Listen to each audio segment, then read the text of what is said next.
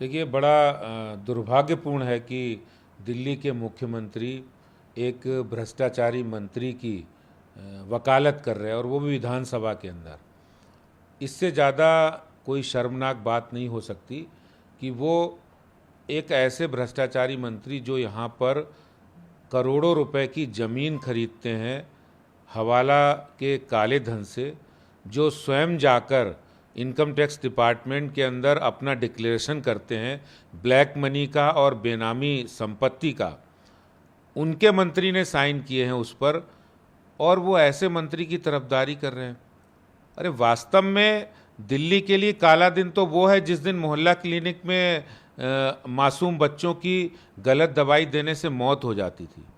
वास्तव में दिल्ली के लिए काला दिन वो है कि जब दिल्ली की यमुना सफाई के झूठे वादे करने वाले सफाई नहीं कर पाए, और यमुना जैसी गंदी रही वैसी गंदी आम आदमी पार्टी सरकार में रही।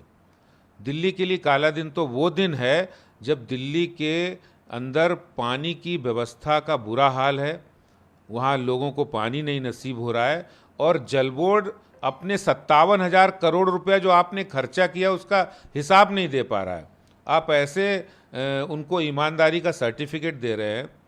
क्या अगर कोई मंत्री आपने बना दिया तो वो ईमानदार है, इसका सर्टिफिकेट आप देंगे? और अगर उसने मोहल्ला क्लिनिक बना दिया तो वो ईमानदार हो गया? ये केजरीवाल जी सर्टिफिकेट दे रहे हैं, उनको कोई कोर्ट की बात नहीं माननी है। केजरीवाल जी, क्या आप बताएंगे कि आप ही सर्टिफिकेट देने वाले हैं न्याय का? क्या आप ही उसका फैसला लेंगे? यानी आप जो कहें वही सही। तो ये केजरीवाल जी की पुरानी आदत है, इस तरह की बातें करना। मैं समझता हूँ इससे ज़्यादा दुर्भाग्यपूर्ण कोई बात नहीं हो सकती कि एक भ्रष्टाचार के सिर्फ आरोपी नहीं, वरन वो अदालत के द्वारा लगातार उनकी रिमांड, उनका जो अवधि बढ़ाई जा रही है, तो ये अदालत का फैसला है, ये सरकारी एजेंसी का फैसला है, जांच का फैसला है। सर, दूसरी तरफ सर एमसीडी चुनाव को लेकर भी उन्होंने तमाम बातें कही। उन्होंने कहा कि बीजेपी चुनाव से बचने के लिए उन्होंने तीनों को एक करने की कोशिश की, अभी तक कोई कमेटी नहीं बन पाई है। तो बेसिकली उनका कहना है कि बीजेपी जो है बहानेबाजी कर रही है और चुनाव से बचना चाहती है, और वो कह रहे हैं कि हम कोर्ट भी जाएंगे ताकि समय से चुनाव हो। अभी तक कुछ हो नहीं रहा है एमसीडी के चुनाव को लेकर, आप कैसे देखते हैं? देखिए, भारतीय जनता पार्टी, हम तो चाहते हैं अभी तुरंत चुनाव कराया जाए। हम तो चुनाव चाहते हैं और चुनाव की हमारी पूरी तैयारी थी। अगर केंद्र सरकार ने कोई एमसीडी के और दिल्ली के वेलफेयर के लिए डिसीजन लिया है, उसका स्वागत किया जाना चाहिए। अभी तक उन्होंने 40,000 करोड़ रुपया जो लगातार फर्स्ट डीएफसी हो, सेकेंड हो, थर्ड हो, और जो दिल्ली सरकार को देना चाहिए वो उन्होंने दिया नहीं निगम का, और इसीलिए निगम को जानबूझकर उन्होंने इस तरह डिमोरलाइज और काम नहीं करने दिया। ये जानबूझकर किया गया।